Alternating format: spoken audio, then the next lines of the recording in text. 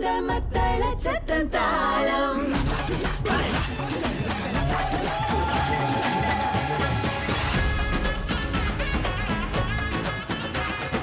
நெஞ்சும் துடித்திடும் அந்த சத்தத்தில் தாளம் முரசு கொட்டும் அந்த மத்தள சத்தம் தாளம்.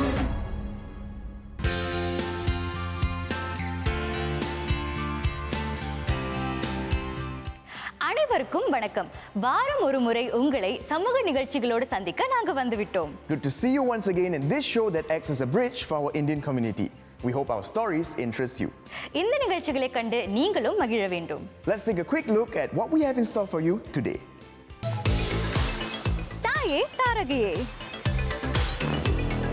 Let her shine. கவி பெருக்கு. நமது இன்றைய முதல் கதை உற்சாகமான, மிகவும் பிரபலமான, அட்டகாசமான ஒரு கொண்டாட்டத்தை பற்றியது. அண்மையில் அன்னையர் தினத்தை ஒலி 968 சிறப்பாக கொண்டாடியது. Mother's Day is a special occasion dedicated to honoring mothers and mother figures for their love, care and contributions to families and societies. It is celebrated in many countries around the world, often on different dates, but commonly on the second Sunday of May in Singapore. அன்னையர் தினத்தை அழகாக கொண்டாட பல்வேறு முயற்சிகள் தனிப்பட்ட முறையிலும் சமூக அளவிலும் எடுக்கப்பட்டு வருகின்றன. நம் சமூகத்தின் வளர்ச்சிக்கு முக்கிய பங்காற்றுபவர்கள் தாய்மார்கள். Mothers are often a child's first educators, teaching values such as kindness, respect and responsibility. These values later go on to shape how an individual interacts in society. தாயே தாரகே என்ற அற்புதமான நிகழ்ச்சியை பார்க்கலாம் வாருங்கள்.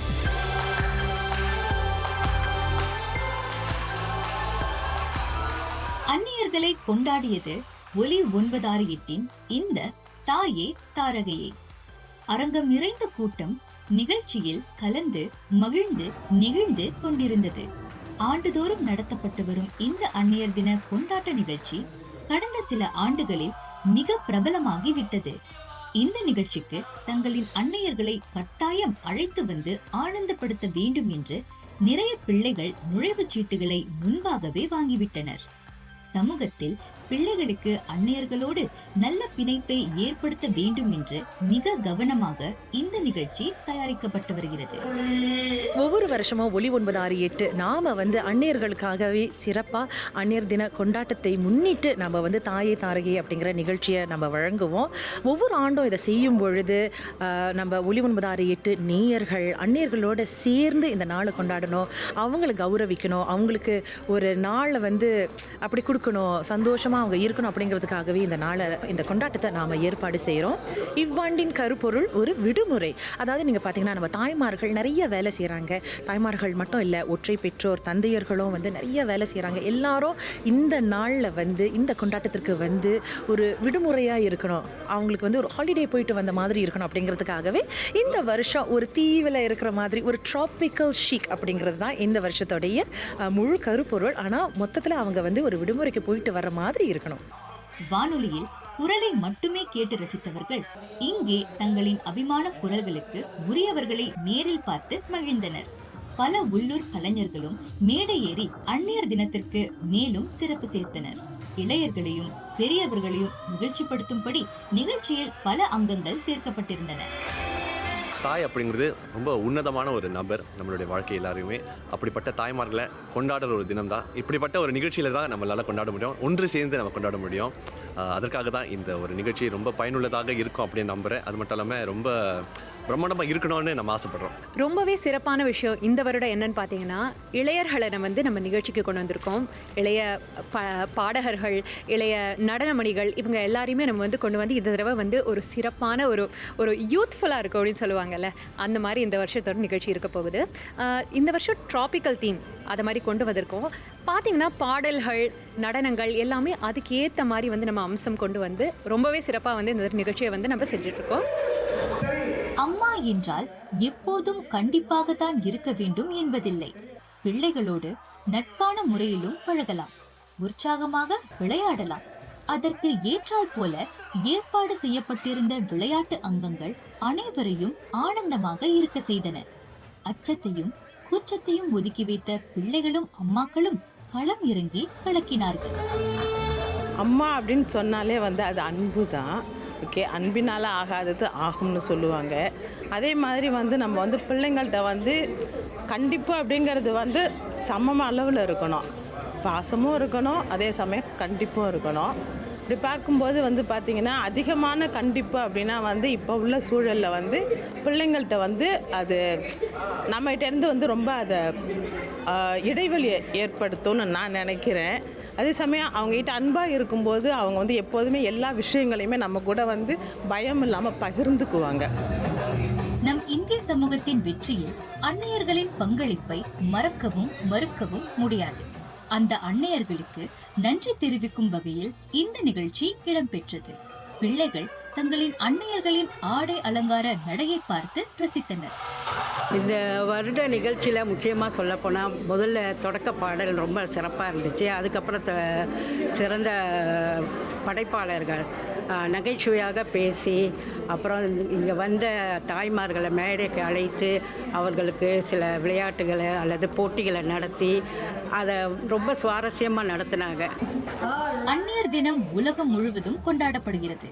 தாய்மார்களின் தன்னலம் கருதா அர்ப்பணிப்புகளுக்கு அளவில்லை. எத்தனை காலம் ஆனாலும் தங்கள் பிள்ளைகளை கண்ணின் இமையாக காத்து நிற்கும் அன்னையர்களை வணங்க வேண்டும் என்று இந்த நிகழ்ச்சிக்கு வந்திருந்த பிள்ளைகள் தெரிவித்தனர். எல்லாட்டி நம்ம தினந்தோற வாழ்க்கையில் வந்து அம்மா கூட அப்பா கூட நேரம் செலவு பண்ணுறது வந்து ரொம்ப கடினமாக தான் இருக்குது. 2 பேரும் வேலை செஞ்சுட்டு இருக்கிறதால நம்ம ராத்திரி ஒரு தடவை தான் பார்க்குறோம். ஸோ இந்த மாதிரி ஒரு கொண்டாட்டம் இருக்கும்போது நம்ம வந்து உண்மையிலேயே ஒரு முழு நாள் ஸ்பெண்ட் பண்ணலாம். ஒரு நல்லா கலகலப்போடு ஒன்றா சேர்ந்து செலவழிக்கும் போது உண்மையிலேயே ரொம்ப நல்ல ஒரு வாய்ப்பாக கிடைக்குது. நான் வந்து பங்கேற்கிறது இதான் முதல் தடவை. அதுவும் வந்து நான் எப்பயுமே வந்து என் பிள்ளை தனியாக தான் வச்சுருப்பாங்க. இது வந்து மற்ற பெற்றோர்களோடு இருக்கிறது வந்து ஒரு நல்ல தருணமாக இருக்கிறது. பிறகு ரொம்ப கலகலப்பாக இருக்குது. அதை இசையோடு இருக்கிறப்ப ரொம்ப மகிழ்ச்சியாக இருக்குது. ஸோ இது இன்னொன்று என் பிள்ளைய வந்து எனக்கு ஒரு சர்ப்ரைஸ் கொடுத்தது எனக்கு இன்னும் மகிழ்ச்சியாக இருக்குது. குடும்பம் ஒரு கோயில். அங்கே அன்புதான் சிறந்த செல்வமாக போற்றப்படுகிறது. அன்னையர்களின் அன்பையும் கண்டிப்பையும் கண்டும் கேட்டும் வளர்ந்த பிள்ளைகள் பின்னாளில் சமூகத்திற்கு பயனளிப்பவர்களாக சிறந்த முறையில் வளர்ந்து விடுகிறார்கள். அன்னையர்களின் வழிகாட்டல்கள் இளமை பருவத்திலும் வளர்த்த பிறகும் பலருக்கு தேவைப்படுகிறது. குடும்பத்தில் அன்னையர்களின் பங்களிப்பை என்றுமே போற்ற வேண்டும் என்பதை இந்த நிகழ்ச்சி எடுத்துக்காட்டியது. இந்த ஒரு பாண்டிங் கண்டிப்பாக இன்க்ரீஸ் ஆகுது. தாய்க்கும் பிள்ளைக்கும் உண்டான பாண்டிங். இன்ஃபேக்ட் ஈவன் தான் தாய்க்கும் பிள்ளைக்கு நான் நினைக்கிறதுனால எனக்கும் என்னோட குடும்பத்துக்கும் உண்டான பாண்டிங் தான் ரொம்ப இன்க்ரீஸ் ஆகுது. ஸோ கண்டிப்பாக இந்த மாதிரி நிகழ்ச்சிகள் தேவை, அடிக்கடியே தேவைன்னு சொல்லலாம். ஆடல், பாடல், பரிசுகள், அதிர்ஷ்ட குழுக்கு என்று ஒரு ஞாயிற்றுக்கிழமை மதிய வேளை அட்டகாசமாக இவர்களுக்கு அமைந்தது. நம் இந்திய சமூகத்தில் அன்னையர்கள் தனித்துவமான இடத்தை பெற்றிருப்பவர்கள். நம் சமூகத்தில் வெற்றி பெற்ற ஒவ்வொருவரின் வாழ்க்கையிலும் அன்னையர்கள் முக்கிய பங்காற்றி இருக்கிறார்கள். தாய் என்பவர் தன்னிகரற்றவர் என்பதையும் அவரை மகிழ்ச்சியாக வைத்திருக்க அத்தனை முயற்சிகளையும் எடுக்க வேண்டும் என்பதையும் எடுத்து சொல்லியது தாயே தாரகையே.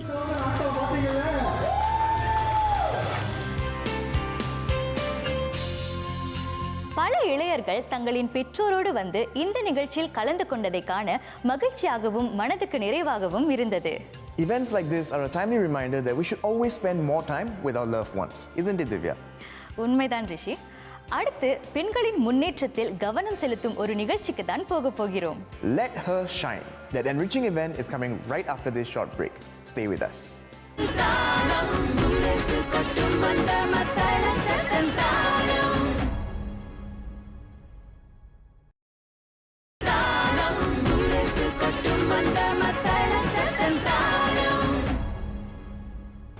பெண்களின் ஆற்றலை போற்ற வேண்டும், அவர்களின் முன்னேற்றத்தில் கவனம் செலுத்த வேண்டும் என்று சிந்தா தனி கவனம் செலுத்தி வருகிறது. பெண்கள் சமூகத்தில் நலம் பெறும்போது அந்த சமூகமே நன்மை அடைகிறது. When a woman is empowered, she becomes a pillar of strength not just for herself, but also her family and the society. She nurtures values, builds resilience, and inspires the next generation. பெண்கள் தங்களின் முன்னேற்றத்தில் தினமும் அக்கறை காட்ட வேண்டும். அவர்களின் ஆற்றலை அவர்களுக்கே எடுத்துக்காட்டும் பல திட்டங்களை நம் சமூக அமைப்புகள் செய்து வருகின்றன. Let Her Shine is an inspiring initiative by Cinder that focuses on empowering women through wellness, knowledge, and community connection. வாருங்கள் இப்போது அந்த நிகழ்ச்சியை பார்க்கலாம்.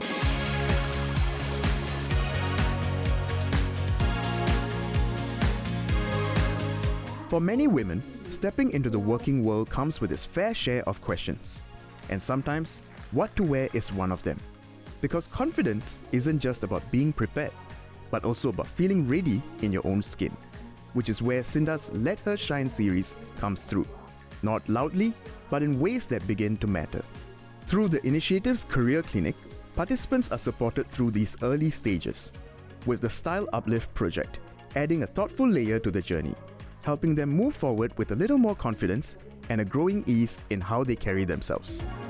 Let Her Shine has been in existence for 4 years now, and this career clinic is one of the most recent initiatives that Let Her Shine is doing. I think the motivation underlying this is really to ensure that young Indian women have confidence to present themselves well in their careers, and the aim is to build a community of young women, and these 8 sessions are going to cover important topics like CV writing, interview skills, and how they can network and present themselves well. Career clinics are very useful for young people who are entering the job market for the first time, because obviously they don't have experience of what it entails.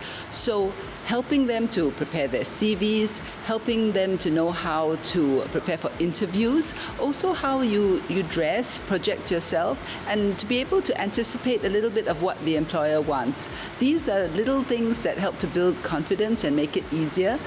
At the Career Clinic, different parts of preparation come together in one space, with mentoring conversations, workshops, and practical guidance shaped around real experiences.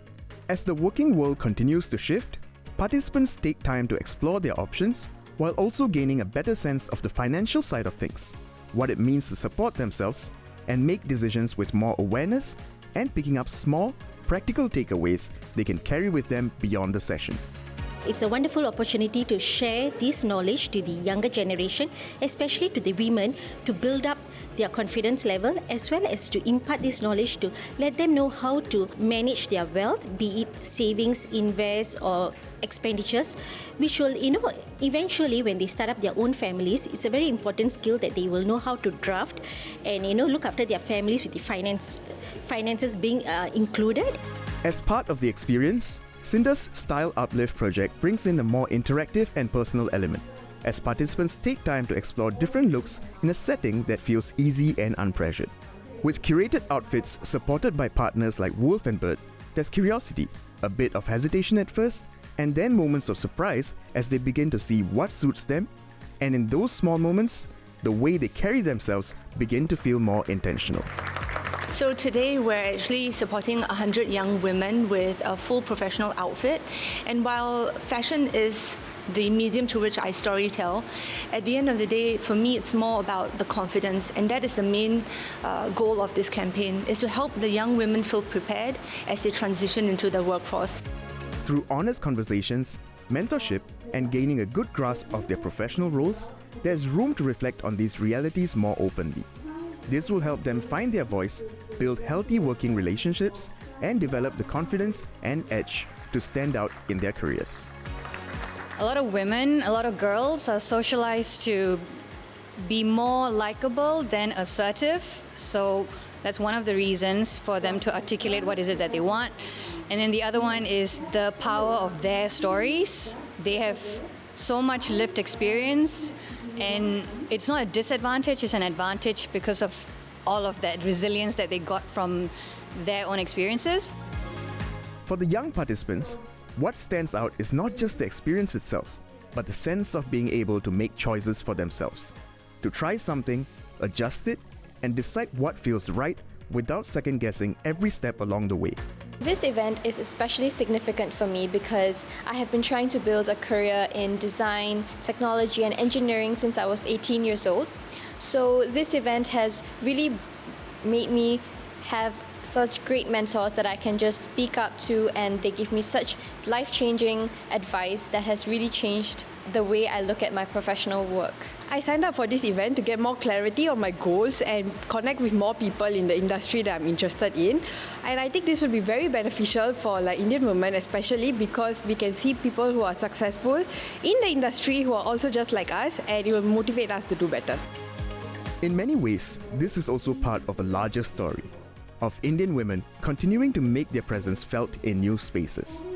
A journey shaped by ambition, resilience, and the courage to step forward in their own way.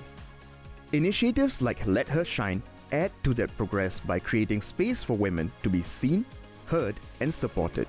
And as each participant finds her own way of standing with assurance, it becomes a part of something larger than a single moment, quietly shaping a community where women are seen for who they are and valued for it.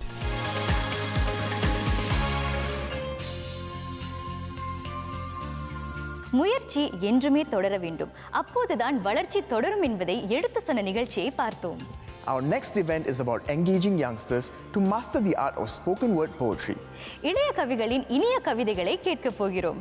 ஒரு சிறிய இடைவேளைக்கு பிறகு எங்களுடன் இணைந்திருங்கள்.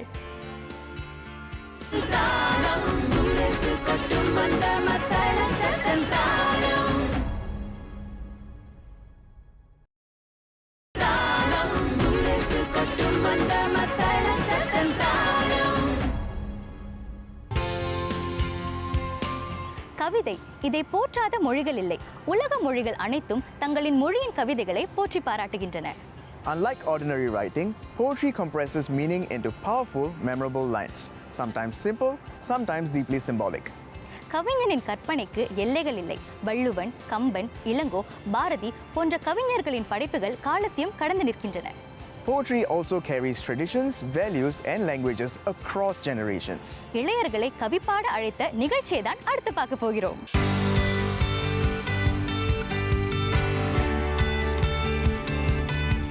ஒரு பாடல் மீள இயலாத காதலின் நட்பின் இருப்பை உணர்த்தலாம். தமிழ் பல வடிவங்களில் அதன் அழகை காட்டுகிறது. அதில் ஒன்று கவிதை வடிவம். தமிழ் மொழியின் கவிநயத்தை மக்களிடம் கொண்டு சேர்க்க வேண்டும் என்றும் இளையர்களை கவிதையை நோக்கி ஈர்க்க வேண்டும் என்ற நோக்கிலும் நடத்தப்பட்டது கவிப்பெருக்கு. தமிழ் மொழி மாதத்தின் கருப்பொருள் ஈடுபாடு. அதையொட்டி இவ்வாண்டு கவிப்பெருக்கு நிகழ்ச்சி ஈடுபட நெஞ்சுக்கொள் என்ற தலைப்பில் நடத்தப்பட்டது.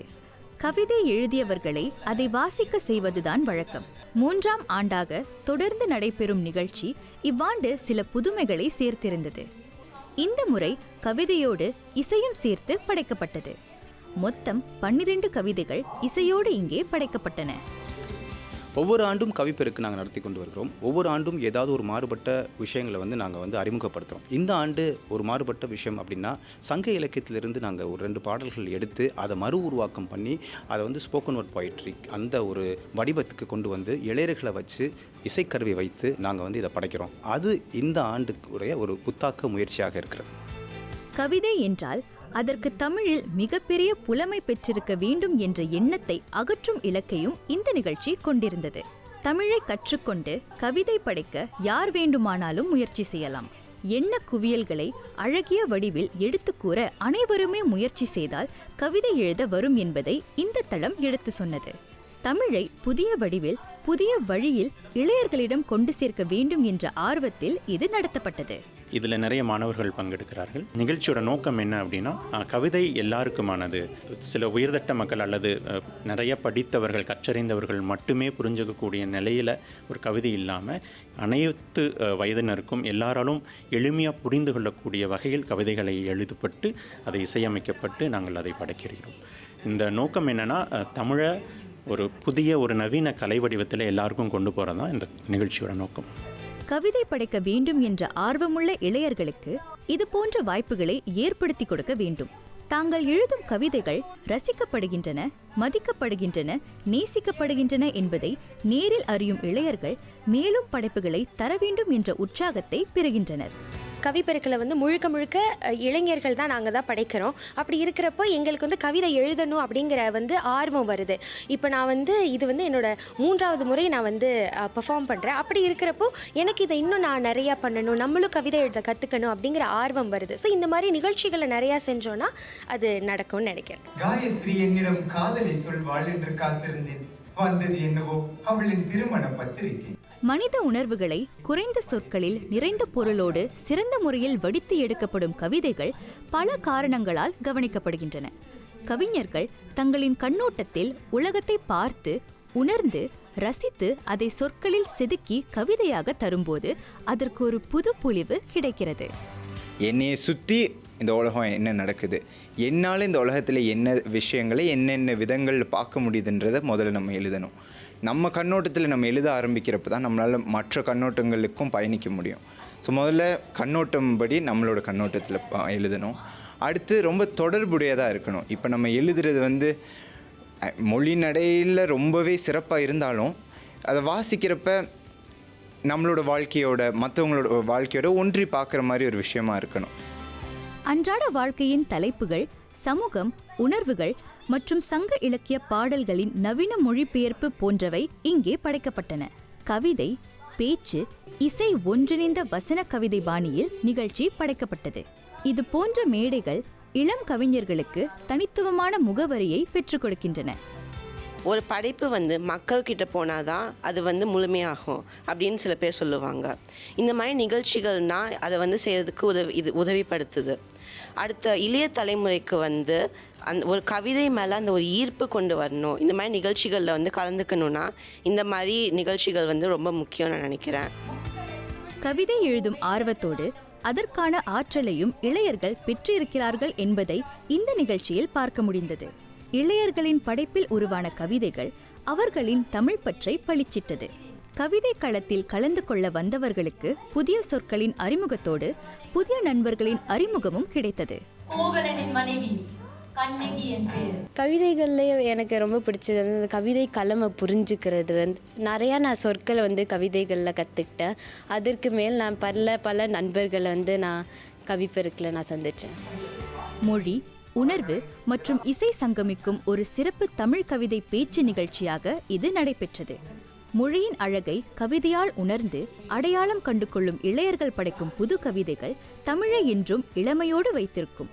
தமிழின் அழகை அடுத்த தலைமுறைக்கு கவிதை மூலம் எடுத்து காட்டியது கவிப்பெருக்கு.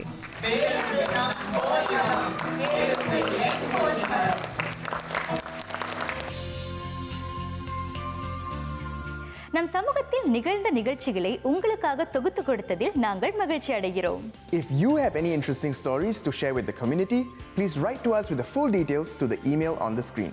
நாம் நம் கடமையை என்றும் சரியாக செய்யும்போது வாழ்க்கை நிறைவாக தோன்றும். சில நேரங்களில் சில கடமைகள் மிக முக்கியமாக இருக்கலாம். ஒரே ஒரு கடமையை மட்டும் நிறைவேற்றினால் போதும் என்ற மனப்பான்மையுடன் செயல்படக்கூடாது. காலத்திற்கு ஏற்ப கடமைகளை காலத்தோடு செய்து முடிப்பது சால சிறந்தது. With that thought, it's time to say goodbye. சமூக நிகழ்ச்சிகளோடு மீண்டும் சந்திப்போம். வாரந்தோறும் எங்களுடன் இணையும் உங்கள் அனைவருக்கும் நன்றி. ரிஷி, திவ்யா, இது தாளம் இந்தியன் பீட். நெஞ்சம் துடித்திடும் அந்த சத்தத்தில் தாளம் முரசு கொட்டும் அந்த மத்தள சத்தம் தாளம்